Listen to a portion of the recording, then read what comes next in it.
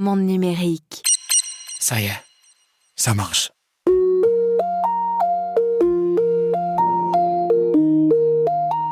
Bienvenue dans ce nouvel épisode du podcast Maison connectée de Monde numérique. Après avoir parlé des éclairages, des protocoles de communication, puis des hubs domotiques, il est temps d'aborder maintenant un sujet que tout le monde connaît, mais que peu de gens exploitent vraiment à fond, les assistants vocaux. Alexa, Google Assistant, Siri, etc. On les appelle enceintes connectées, parfois assistants, parfois aussi espions, on va en parler. Mais concrètement, à quoi ça sert dans une maison connectée un assistant vocal? Que peut-on faire avec? Lequel choisir? Et comment en faire le poste de commandement de sa maison connectée? Voilà, on va mettre un peu d'ordre dans tout ça, avec des exemples concrets et quelques références de produits pour s'y retrouver. Bonne écoute pour tout savoir sur la meilleure manière de rendre votre maison vraiment intelligente.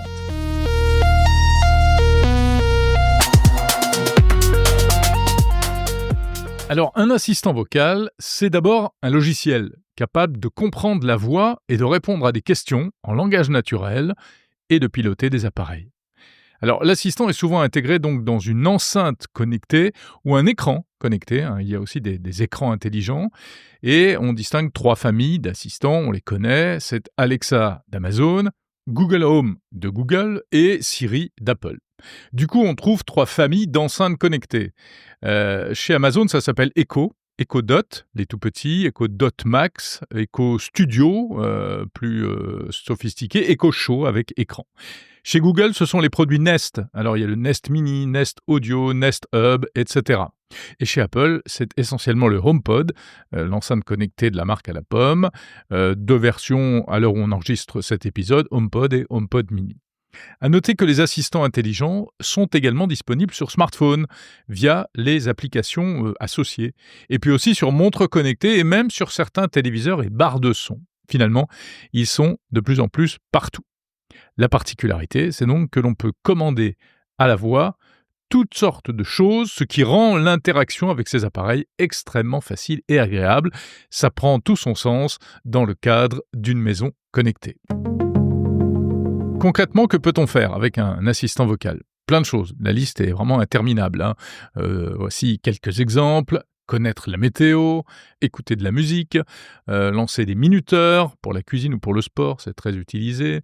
Écouter la radio ou des podcasts, ou regarder la télé sur les appareils à écran, enregistrer la liste des courses, gérer son agenda, lancer des appels aussi, audio ou vidéo. Bon, ça c'est tout ce qui est commun aux assistants vocaux, mais surtout ce qui nous intéresse nous, c'est l'aspect domotique, et donc cela permet également de contrôler des éclairages connectés ou toutes sortes d'autres objets domotiques. En gros, c'est une véritable télécommande vocale universelle pour la maison. Quelques exemples de requêtes de base, vous pouvez dire Alexa, éteins le salon, ou bien dis Siri, mets la lumière en bleu dans la chambre, ou encore Hey Google, règle le thermostat sur 20 degrés, etc., etc. J'espère que vous n'écoutez pas ce podcast sur des haut-parleurs, car si vous avez un assistant vocal, j'ai dû tout déclencher chez vous. Désolé. L'intérêt, donc, on le comprend, c'est que l'on garde les mains libres. Par exemple, si on est en train de faire la cuisine, si on a un bébé dans les bras, si on rentre de l'extérieur avec les mains chargées, ou simplement qu'on est affalé dans le canapé. Et c'est réellement très pratique. Une fois qu'on y a goûté, même si ça peut paraître un peu bizarre quand on n'est pas habitué à cela, eh bien en fait, après, on a beaucoup de mal à faire autrement. Les assistants vocaux permettent aussi d'enchaîner plusieurs actions en une seule commande. Par exemple, si vous dites « Alexa, bonne nuit », eh bien, automatiquement, il va éteindre toutes les lumières, fermer les volets, baisser le chauffage, activer l'alarme, etc. C'est ce qu'on appelle des routines qui se programment très facilement à l'aide de l'application mobile Alexa, ou Google Home, ou Apple Maison. Les dernières générations d'Alexa et de Google, avec Alexa Plus et Gemini, on va en reparler, vont même encore plus loin avec des commandes vocales encore plus naturelles, des routines complexes que l'on peut programmer à la voix et des réponses encore plus contextuelles.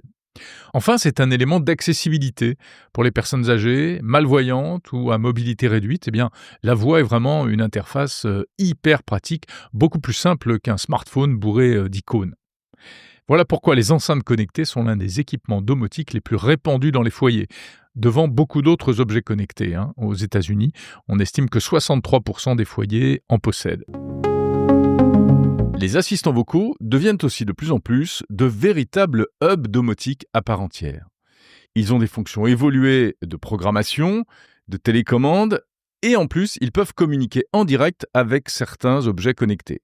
La plupart du temps, c'est un Wi-Fi. Parce que le Wi-Fi, c'est simple, c'est répandu dans tous les foyers, ça s'utilise sans box supplémentaire. Il suffit d'avoir un routeur Wi-Fi ou une box opérateur. Et donc, on trouve des ampoules, des prises qui se connectent en Wi-Fi directement à l'assistant vocal.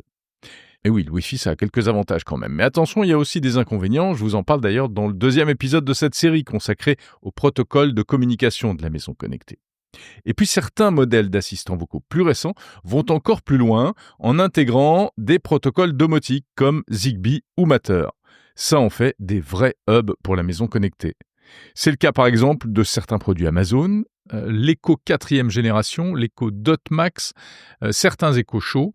Tous ces terminaux, toutes ces enceintes intègrent donc un hub compatible Zigbee, Matter et Thread. Ça permet de les raccorder directement à certains objets connectés. Pareil chez Apple, même si c'est très limité, on va le voir, mais HomePod Mini ou l'Apple TV 4K également peuvent servir de concentrateur pour les objets HomeKit sous Matter. Donc c'est assez restreint. Dans une petite installation, ça peut suffire. En tout cas, on peut penser que ces assistants intelligents vont prendre de plus en plus de place dans l'écosystème de la maison connectée, ne serait-ce que du fait de la puissance marketing des grosses compagnies qui sont derrière, Amazon, Google, Apple. Et on peut se demander si ce n'est pas le véritable futur de la maison connectée. En attendant, si vous voulez une installation plus sophistiquée, il faudra quand même vous orienter, pour l'instant, vers une vraie box domotique dédiée. Et pour ça, je vous renvoie vers l'épisode sur les hubs et les box domotiques. Avant d'examiner en détail comment ça fonctionne, voyons justement un peu plus en profondeur chaque famille d'assistants intelligents. D'abord, on l'a dit, Amazon Alexa. C'est le plus répandu dans les enceintes connectées. On le retrouve dans toute la gamme Echo, Echo Dot, Echo Pop, Echo Show, Echo Studio. Je me répète un peu. Echo, c'est le nom des produits Amazon. Point fort, très vaste écosystème d'objets compatibles. Des ampoules, des prises, des volets, des serrures. Une intégration domotique très avancée puisqu'il supporte les protocoles Zigbee, Matter, parfois Thread sur certains modèles récents. Et donc ça permet des routines assez puissantes, par exemple des scénarios en fonction de l'heure, de la présence ou non de personnes à la maison, de capteurs, etc. En février 2025, Amazon a même annoncé qu'ils allaient aller plus loin avec Alexa+. C'est une version améliorée du système Alexa qui repose sur des modèles d'IA avancés.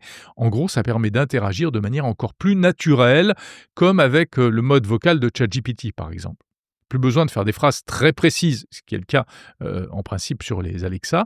Là, on peut hésiter, se tromper, bafouiller, se reprendre, lui dire « Alexa, allume le... Non, attends, pardon, non, s'il te plaît, mets plutôt en route le... » etc., etc.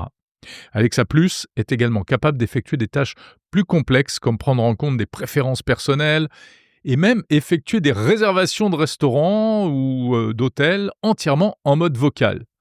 Alors bon, ça ne concerne pas la maison connectée à proprement parler, si ce n'est que l'assistant lui-même est un objet connecté qui rend votre maison plus intelligente, entre guillemets. Alexa Plus a été d'abord lancé aux États-Unis sur certains appareils compatibles, puis au Canada, avant un déploiement progressif en Europe. Alors attention parce que c'est payant, environ 20 € par mois au lancement, gratuit pour les abonnés Amazon Prime. Deuxième famille d'assistants, Google. Google Home, c'est le système concurrent qui a été lancé à peu près au même moment. C'est le système intelligent de la société américaine Google, mais dédié à la maison connectée. Donc, en fait, il repose sur Google Assistant, qui est vraiment l'intelligence artificielle de Google, ou plus exactement, désormais d'ailleurs, sur Gemini, qui est vraiment l'IA de Google qu'on trouve aussi bien sur le moteur de recherche pour créer des images, dans le smartphone, dans les smartphones Android, etc. Et désormais, petit à petit, dans les enceintes connectées qu'on peut acheter pour la maison. Donc, ce Google Home Gemini, on va le trouver dans des produits de la marque Nest, je l'ai dit, notamment le Nest Mini, qui est un peu l'équivalent du petit Echo Dot d'Amazon, ou le Nest Hub, qui lui est doté d'un écran vidéo de 7 pouces. Les points forts, eh bien, sont à peu près les mêmes que pour Alexa, hein. Ils ne sont pas mauvais pour le pilotage de la maison connectée. Ça devient vraiment un centre de contrôle domotique et encore plus avec l'arrivée de Gemini pour des interactions encore plus riches. Troisième écosystème, troisième famille d'assistants, Siri d'Apple. Siri existe depuis très longtemps sur iPhone, c'est l'assistant intelligent de la marque à la pomme. Côté maison connectée, ça s'est mis en place un peu plus lentement, plus tard, et tout passe par la plateforme logicielle HomeKit et par l'application qui s'appelle Maison, ou Home en anglais. Donc HomeKit, Home ou Maison, ça c'est l'univers Apple. Alors qu'est-ce qu'on trouve comme produit compatible HomeKit pour la maison, comme enceinte connectée? Eh bien, le HomePod mini, le HomePod deuxième génération, qui est plus cher mais qui a un meilleur son, et je l'ai dit, l'Apple TV 4K, qui peut servir de concentrateur domotique. Les points forts, toutes les fonctions de maison connectée, dans un environnement très sécurisé, très stable, et bien sûr, bien intégré à l'écosystème Apple. On peut, par exemple, accéder aux raccourcis directement depuis son iPhone via le centre de contrôle, donc d'un seul geste, sans même avoir à chercher une application spécifique. La plupart des automatisations se font localement, communication locale sans passer par le cloud. C'est fiable, c'est stable. Et HomeKit est très tourné vers le futur et donc de plus en plus d'objets sont compatibles grâce à Matter. Mais malgré tout, ça reste un écosystème plus fermé que ceux d'Amazon ou de Google. HomeKit est compatible avec moins d'appareils et de protocoles que ces deux concurrents. Alors aujourd'hui, Google Assistant est probablement le plus répandu au monde avec environ 92 millions d'utilisateurs en 2025, devant Siri d'Apple et Amazon d'Alexa. Ça, c'est pour les utilisations globales des assistants vocaux. Mais pour ce qui est de la domotique plus particulièrement, Alexa semble être le plus utilisé, suivi de Google, puis d'Apple. On a examiné un peu le paysage des assistants vocaux. Voyons maintenant de manière beaucoup plus concrète comment connecter un produit, quel qu'il soit, intelligent, à son assistant vocal à la maison. Concrètement, donc, comment faire pour configurer une ampoule ou tout autre objet connecté pour pouvoir le piloter avec un assistant vocal?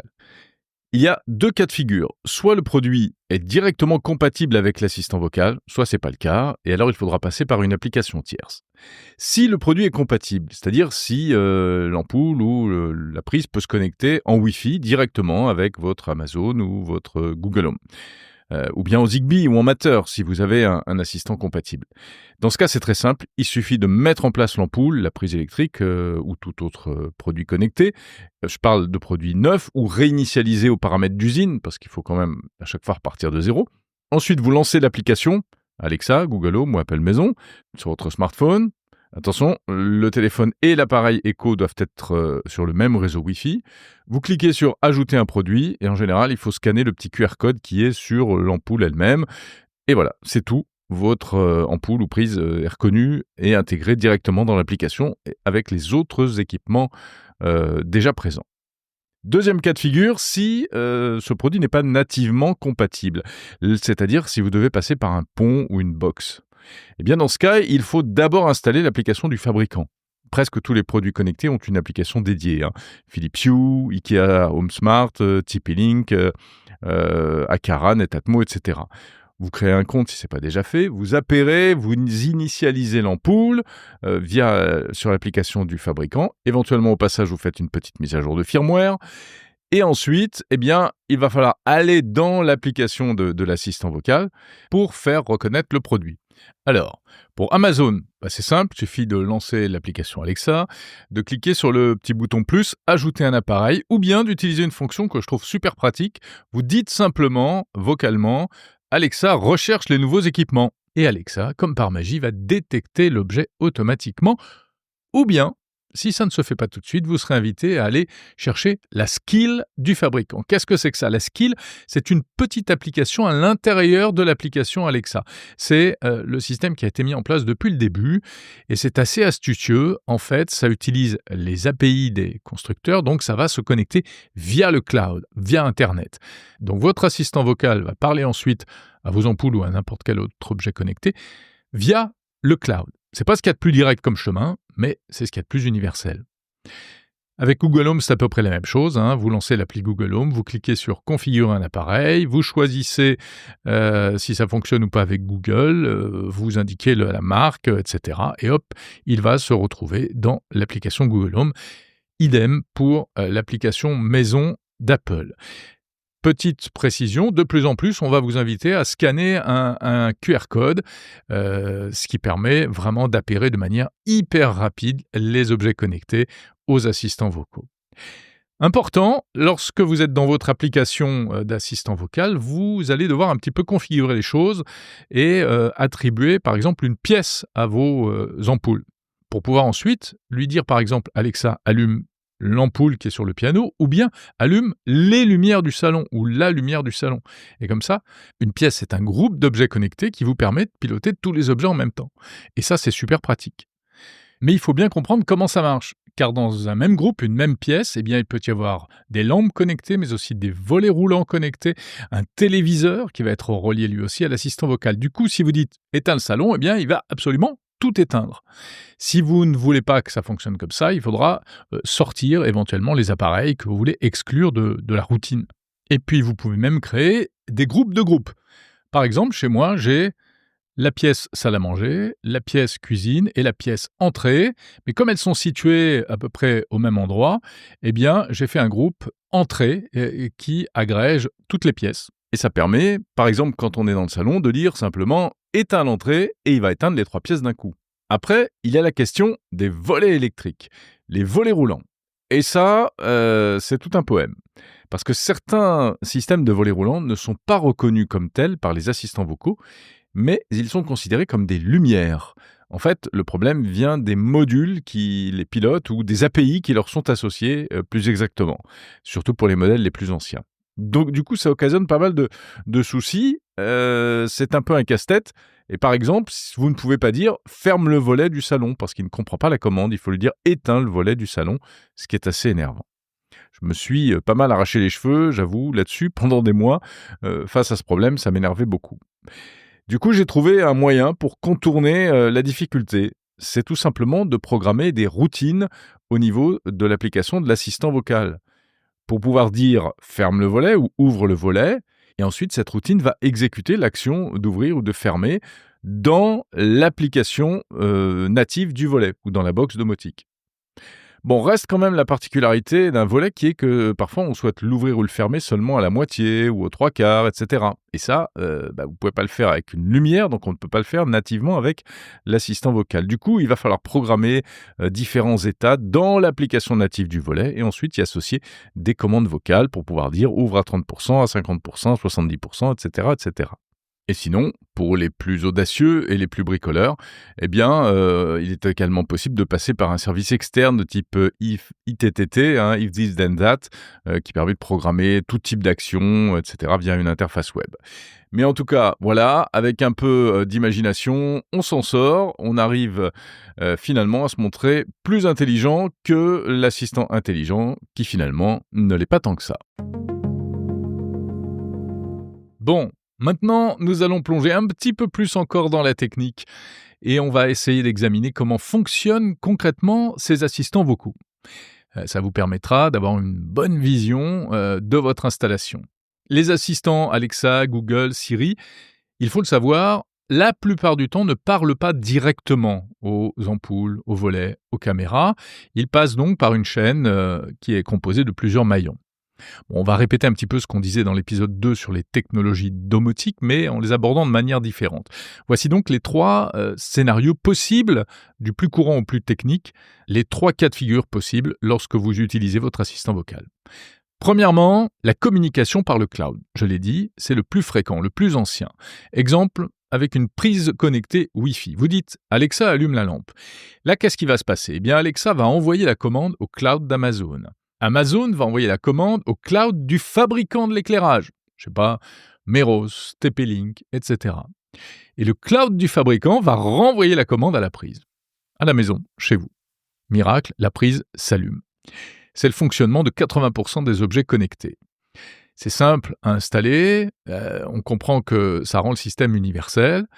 Mais on comprend aussi que tout passe par Internet, par le cloud du fabricant, donc ça dépend de la stabilité de la connexion Internet, faut pas qu'elle coupe, et puis c'est un peu moins rapide, et on peut avoir éventuellement quelques craintes quant à la protection de la vie privée. En gros, il reste des traces de vos requêtes. Alors ça ne veut pas dire qu'on vous espionne chez vous, et souvent ce sont des éléments qui permettent ensuite aux fabricants d'améliorer leur système en fonction des usages, etc.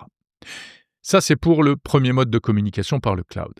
Deuxième type de communication, cette fois de manière locale via un pont ou un hub. Ça aussi, c'est très courant avec les protocoles Zigbee, Z-Wave ou Thread. Un exemple, vous prenez des ampoules Philips Hue avec un pont Zigbee, donc un pont Bridge Hue. Vous dites Siri, mets la lumière en bleu. Siri va alors envoyer une commande au pont Hue localement, via la connexion des appareils entre eux, de manière filaire, enfin via le Wi-Fi. Le pont va ensuite envoyer la commande en Zigbee à l'ampoule, et l'ampoule va changer de couleur. Donc on a gagné une étape, on ne passe pas par le cloud. C'est ultra rapide, ça fonctionne même sans Internet, c'est plus fiable, c'est plus sécurisé. C'est le mode de fonctionnement donc des objets Philips Hue, mais aussi Ikea, Aqara, Somfy, etc. Troisième type de communication, la communication locale directe sans hub.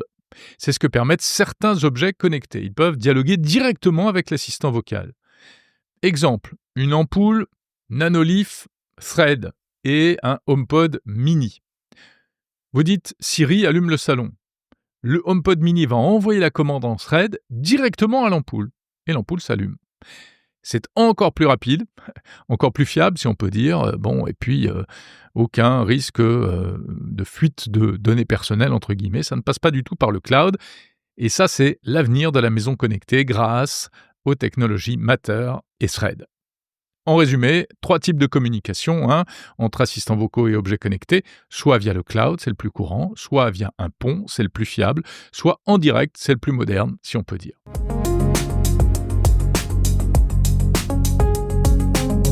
Alors à ce stade, on va dire un mot justement sur la question de la confidentialité des données. C'est un sujet hyper sensible à propos des assistants vocaux et de la domotique d'une manière générale. Certaines personnes rechignent à utiliser des assistants vocaux de peur d'être espionnés et de peur qu'on les écoute en permanence. Donc il faut vraiment tirer les choses au clair et pour ça il faut bien comprendre comment ça marche. Lorsqu'on dit qu'un assistant nous espionne en permanence, par exemple, c'est à la fois vrai et pas vrai. Oui, c'est vrai parce que pour pouvoir fonctionner, l'assistant est dans ce qu'on appelle un mode d'écoute passive, une écoute passive permanente. En gros, il a tout le temps l'oreille qui traîne pour pouvoir détecter le wake word, le mot d'éveil qui va servir de déclencheur. Donc c'est par exemple Alexa, ou bien OK Google, ou bien encore Dis Siri. Mais tant que ce mot n'a pas été prononcé, l'assistant ne traite véritablement aucune information, c'est-à-dire qu'il ne fait rien rentrer dans son système. Il n'enregistre rien. Il va commencer à traiter véritablement votre commande vocale seulement à partir du moment où vous aurez prononcé le mot d'éveil. À ce moment-là, que va-t-il faire ? Oui, il va envoyer des informations la plupart du temps dans le cloud, c'est-à-dire sur ses serveurs, c'est-à-dire les serveurs d'Amazon, de Google, d'Apple. Et parce que c'est là que se trouve toute la puissance informatique qui permet de comprendre la requête, de la traiter, etc. Mais il faut savoir que ces informations, avant d'être transmises, sont chiffrées. C'est-à-dire qu'elles ne sont pas écoutables comme ça facilement, notamment par un pirate qui serait derrière la porte et qui essaierait de les intercepter. En outre, il y a une tendance aujourd'hui, c'est de faire un traitement de plus en plus local à l'intérieur de l'appareil, grâce à des processeurs de plus en plus puissants, et donc de passer de moins en moins par le cloud. Et ça dépend donc du type de produit que vous utilisez, aussi bien de la génération de l'assistant que de la génération des produits connectés, des objets connectés. Enfin, il faut savoir que les 3 grandes familles d'assistants vocaux, Amazon, Google, Apple, proposent quand même des fonctions pour protéger la vie privée. D'abord, il y a toujours un bouton qui permet de couper le micro physiquement sur chaque enceinte. Alors attention d'ailleurs, ça peut être trompeur parce que parfois ça ne marche plus, on ne sait pas pourquoi. Vérifiez bien que ce n'est pas allumé en rouge, ça veut dire que le micro est coupé. Ensuite, il y a une gestion de l'historique des commandes vocales, c'est-à-dire que vous pouvez aller sur votre application Alexa ou Google, fouiller un peu dans les réglages et vous trouverez tous les ordres que vous avez donnés à votre assistant. Et là, vous pourrez soit les supprimer manuellement, soit fixer une limite de durée de conservation pour qu'ils s'effacent automatiquement au bout d'un certain temps. Et puis, vous pourrez aussi ne pas partager ces données, car on va vous proposer de les partager pour améliorer le système, c'est toujours l'argument, mais vous pouvez dire que vous ne souhaitez pas les partager. Alors c'est à double tranchant parce que oui, les constructeurs utilisent ces données pour améliorer leur système, mais si vraiment ça vous dérange et si vous avez des craintes, vous pouvez choisir de ne pas les partager. Enfin, ils ont même mis au point récemment des centres de transparence sur ces données où il y a toutes sortes d'informations, où le protocole de traitement est expliqué. Voilà pour le principe qui régit la confidentialité des données des assistants vocaux. Mais il faut quand même avouer qu'il y a eu des situations problématiques, surtout au début de l'histoire de ces appareils. Notamment, pour améliorer la reconnaissance vocale, on s'est aperçu que des employés avaient accès à certains enregistrements auxquels ils n'auraient pas dû accéder. Pourquoi ? Quels étaient ces enregistrements ? Il s'agissait la plupart du temps de retranscriptions écrites, d'ailleurs, et rarement d'enregistrements oraux, qui étaient, heureusement quand même, anonymisés, donc on ne savait pas qui était derrière, et qui était fourni à des techniciens pour essayer de comprendre pourquoi, à tel ou tel moment, l'assistant n'avait pas bien fonctionné. Alors, sur le principe, ça partait d'un bon sentiment, mais les marques n'ont pas joué la transparence et ça leur a joué des tours. Et par exemple, en janvier 2025, Apple a versé 95 millions de dollars pour mettre fin à un litige qui avait été entamé avec des allégations selon lesquelles Siri aurait écouté des conversations privées sans le consentement des utilisateurs. En fait, effectivement, le consentement n'avait pas été recueilli et ces enregistrements avaient été confiés à des sous-traitants pour les raisons que je viens d'exposer précédemment. Alors, il faut savoir qu'il n'y a pas eu de décision judiciaire, il n'y a pas eu de condamnation d'Apple, mais Apple n'a pas voulu que ça fasse trop de vagues et donc a préféré payer les associations de consommateurs et régler le problème rapidement. Tout cela pour dire qu'il faut bien sûr être vigilant face aux technologies d'une manière générale, mais il ne faut pas non plus sombrer dans la paranoïa. Et non, les assistants vocaux ne sont pas, à proprement parler, des espions qui transmettent à l'autre bout du monde tout ce qui se dit dans l'intimité de votre foyer. Alors la question de la vie privée, ça reste une question avant tout de confiance qui repose sur la technique et puis aussi sur un aspect réglementaire et avec les conséquences judiciaires possibles que l'on voit. On rappellera simplement que le plus gros mouchard potentiel capable d'enregistrer tout ce que vous dites, c'est tout simplement le smartphone que vous avez au fond de votre poche et dont bizarrement on se méfie en général beaucoup moins. Comment choisir son assistant vocal ? Si vous partez vraiment de zéro, que vous n'avez pas, à ce jour, d'enceinte connectée à la maison, mais que vous voulez goûter à la joie de la maison connectée pilotée à la voix, du coup, vous allez devoir vous décider entre les 3 familles qu'on a évoquées, Amazon, Google ou Alexa. Alors, ça peut être pour des raisons très personnelles, des affinités, si vous êtes plutôt Apple ou plutôt Google, si vous êtes allergique à l'un ou à l'autre, etc. Mais si on considère par rapport à des cas de figure plus concrets. Premièrement, par exemple, si vous débutez et que vous voulez juste pouvoir parler à la maison, dans ce cas-là, choisissez une petite enceinte d'entrée de gamme, type Echo Dot d'Alexa, Nest Mini de Google ou le HomePod Mini d'Apple.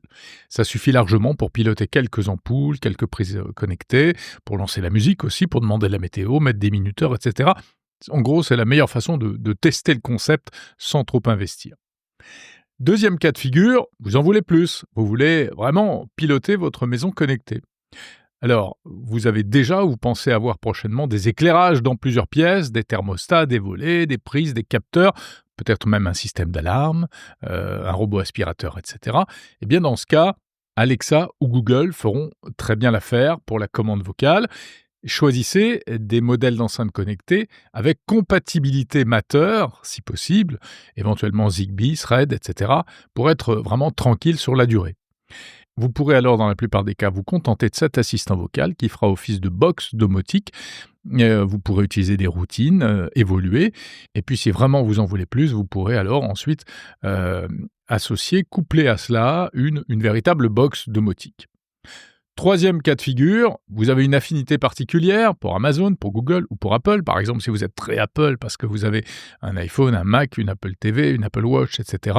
et que vous aimez les choses simples, stables, très intégrées, logiquement, vous allez partir plutôt sur l'environnement HomeKit d'Apple. Avec un HomePod ou un HomePod mini, ça vous permettra des automatisations fiables qui passeront uniquement en local, une bonne intégration avec les accessoires mateurs, quelques limitations parce qu'il y a moins de produits compatibles sur le marché, mais en tout cas une interface claire avec l'application Maison que vous retrouverez sur tous vos appareils Apple. En résumé, les assistants sont donc les oreilles de votre logement et aussi, dans certains cas carrément, le cerveau lorsqu'il joue le rôle de hub domotique, compatible surtout avec les technologies Zigbee, Matter et Thread. Pour aller plus loin, rendez-vous dans les prochains épisodes de Maison Connectée de Monde Numérique, où l'on continuera à explorer en pratique tout ce qu'il est possible de faire dans une maison vraiment intelligente.